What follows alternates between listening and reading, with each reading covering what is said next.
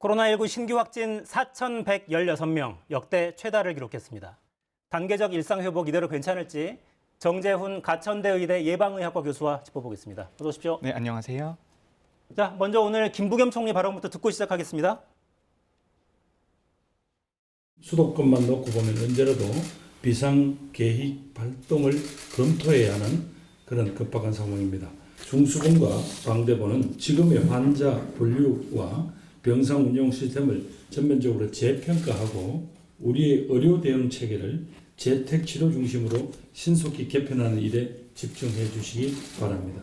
국민 여러분께서는 세 번째 접종을 마쳐야만 비로소 예방접종이 마무리된다, 이런 생각으로 다가오는 일정에 맞추어 추가 접종에 적극 동참해 주실 것을 요청드립니다. 네, 총리가 급박한 상황이라고 이야기했습니다. 일상회복지원위원회 위원으로도 활동하시잖아요. 지금 상황은 어떻게 좀 보고 계십니까? 네, 오늘 확진자가 4,000명대가 나오면서 국민들께서 많이 놀라셨을 것 같습니다. 하지만 저는 이게 단계적 일상회복의 본질이라고 생각을 합니다. 단계적 일상회복이라고 하는 것은 피해가 없어지는 것이 아니고요. 우리가 감당할 수 있는 피해만큼을 아슬아슬하게 버텨나가는 것. 저는 이게 단계적 일상회복의 참모습이라고 생각을 하거든요. 오늘 확진자가 4,000명이 나왔지만 저는 다음 주, 그 다음 주는 상황이 더 안 좋아질 것이라고 생각을 합니다. 하지만 그런 것들을 견뎌내야지만 우리가 다음 단계로 나아갈 수 있는 것이고요. 그리고 몇천 명의 확진자가 발생한다라고 하더라도 그것을 다룰 수 있는 능력, 그런 것들을 우리가 확보를 해야 됩니다. 10월 29일 날 교수님 저희 프로그램에 출연하셨었는데 그때 가장 좋은 상황이라도 8,000명까지 나올 수 있다, 이렇게 언급하셨어요, 이미 그때. 그러니까 지금 이제 위중증 환자가 급증하면서 인명 손실이 좀 많아지지 않을까 걱정인데 지금 상황을 방역당국도 이미 예상하고 있었던 겁니까? 네, 일단 첫 번째로는 제가 8,000명을 말씀드렸던 게 내년 여름 정도에 8,000명까지 올라간다라면 가장 좋은 상황이다라고 설명을 드렸었는데요. 이미 지금 11월 달에 4,000명대에 도달을 했기 때문에 이것보다는 유행 상황이 더 빠를 수밖에 없다라는 것이고요. 예상보다 훨씬 빨라지고 있다. 네, 빠르고 있다라는 것이고, 근데 그런 것들은 저희의 예상 시나리오 안에는 있습니다. 하지만 그럼에도 불구하고 저희 전문가와 당국에서 놓치고 있었던 것이 있는데요. 백신의 중환자나 사망 예방 효과가 시간이 지나면서 감소하고 있다라는 것을 간과한 측면이 있고요. 전문가들이 예상한 것보다도 한 달에서 두 달 정도 더 빠르게 그 효과 감소가 나타났기 때문에 중환자의 예상 곡선은 우리의 예상보다는 조금 더 빠르게 올라가고 있다, 이렇게 해석을 해야 됩니다.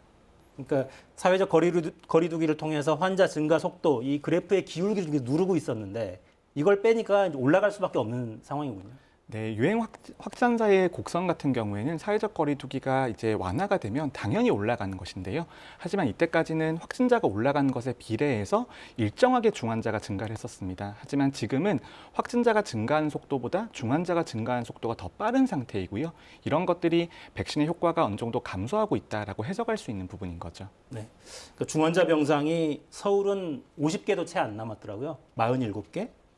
역시 수도권은 비상계획 발동 고려를 해야 되는 상황이죠. 네, 비상계획이라고 하는 것이 크게 보면 4가지 정도의 요소로 구성이 되어 있습니다. 첫 번째는 빠르게 추가 접종과 미접종자에 대한 접종을 서두르는 것이고요.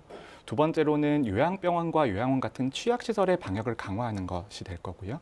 세 번째는 방역 패스의 범위를 조정하는 것이 되고, 마지막 단계가 사회적 거리두기의 단계 자체를 예전처럼 조금 높이는 것이 될 텐데요.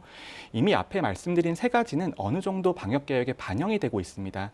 하지만 사회적 거리두기 단계 조정 같은 경우에는 국민들께서 단계적 일상회복에 들어가신 지 3주밖에 안 됐는데 지금 와서 멈추게 된다라면 앞으로 어떻게 나아갈 수 있을 것인가에 대한 의문이 드실 수밖에 없는 상황이거든요. 그렇다면 이제 인원 조정이라든지 영업시간 조정까지 가지 않게 하기 위해서라도 앞에 단계에 대한 조치가 적극적이고 빠르게 이루어질 필요가 있다는 거죠. 네. 또 하나 걱정되는 게 이제 의료 체계 대응 역량이 그만큼 빨리 소진되지 않을까, 이게 좀 걱정돼서 전담 병실당 환자 수를 늘리고 중환자실 입원 기준을 강화하고, 그러니까 더 중증인 환자들만 골라서 집중 치료를 하겠다, 이런 개념인 건가요? 네, 그런 의료 체계를 조금 더 효율적으로 운영하기 위한 방안들도 당연히 중요합니다만 단계적 일상 회복에서 어제보다 내일이 더 확진자가 많을 것이고 그 다음 주는 더 많이 늘어날 것이거든요. 우리가 아무리 병상 규모를 확대한다라고 하더라도 그 병상은 언젠가 다 차기 마련이고 그리고 그 다 차게 되면 또 다음에는 또 위기가 닥쳤다라고 평가할 수밖에 없는 거거든요. 그렇겠네요. 그렇다면 증가하는 속도를 늦출 필요가 있는 겁니다. 그 증가하는 속도를 늦춘다라고 하는 것이 아까 말씀드렸던 비상 대응 계획 같은 것들을 방역 체계 내에 녹여내는 작업이 필요하고요. 하지만 방역 체계에 녹이는 과정에서도 증가 속도가 너무 빠르다. 이렇게 되면은 정말 그 말 그대로 위기 대응 계획을 발동할 필요가 있는 그런 것이죠. 거기까지는 안 갔으면 정말 좋겠네요. 또 이제 재택치료 대상 대기 환자들 절반 정도가 고령층이라고 제가 들었는데 그러니까 이렇게 되면 적절한 의료 혜택을 못 받게 되면 치명률이 더 올라가거나 이렇게 되지는 않을까 좀 걱정이 됩니다. 네, 백신 접종률이 높아지면서 아무래도 접종률이 낮은 젊은 연령층의 확진자가 늘어나는 경향들이 보였습니다. 하지만 11월 달에 접어들면서 다시 한번 고연령층의 확진자가 늘어나고 있거든요. 이게 아까 말씀드렸던 백신의 감염 예방 효과라든지 중증화 예방 효과가 감소하고 있는 측면 때문에 이런 현상이 나타나는 것인데 추가 접종을 통해서 어느 정도 해결할 수 있습니다만 지금 추가 접종이 시작이 되고 있고 이게 완료가 되고 효과가 나오는데도 3주 정도 걸리거든요. 그렇다면 추가 접종의 효과가 나타나는 앞으로의 향후 4주까지를 의료 대응 체계가 어떻게 버틸 수 있냐 이런 것들이 지금 단계에서는 가장 중요한 쟁점이 되겠습니다. 향후 4주.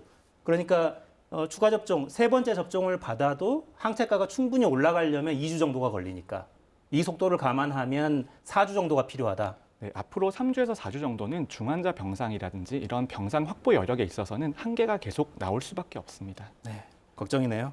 이 와중에 또 이런 상황도 있습니다. 천안의 종교시설에서 집단 감염이 발생했는데 영상 보겠습니다.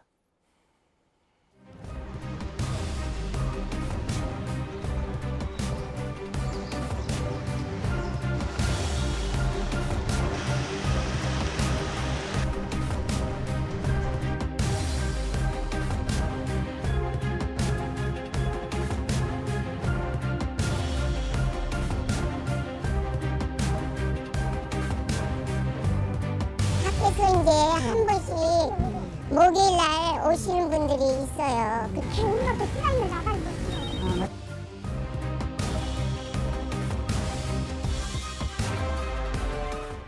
네, 폐쇄적으로 공동생활 하던 분들인데 이 대목이 좀 눈에 띄네요. 감염자의 92%가 미접종자였다.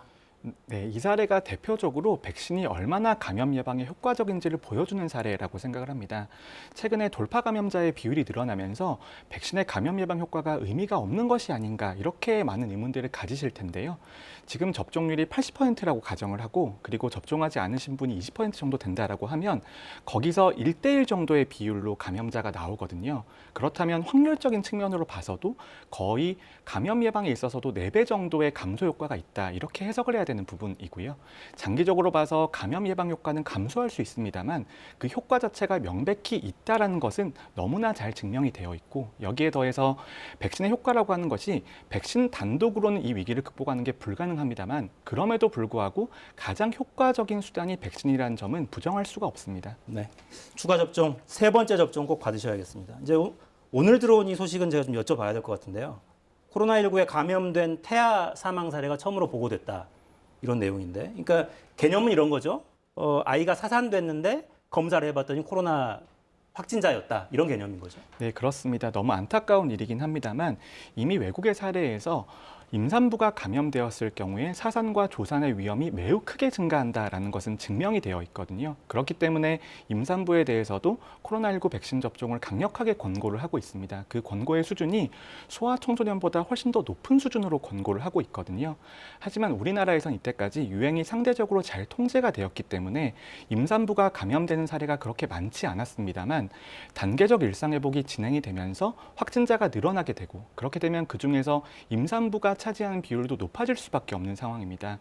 그래서 임산부 같은 경우에도 반드시 백신 접종을 하셔야 됩니다.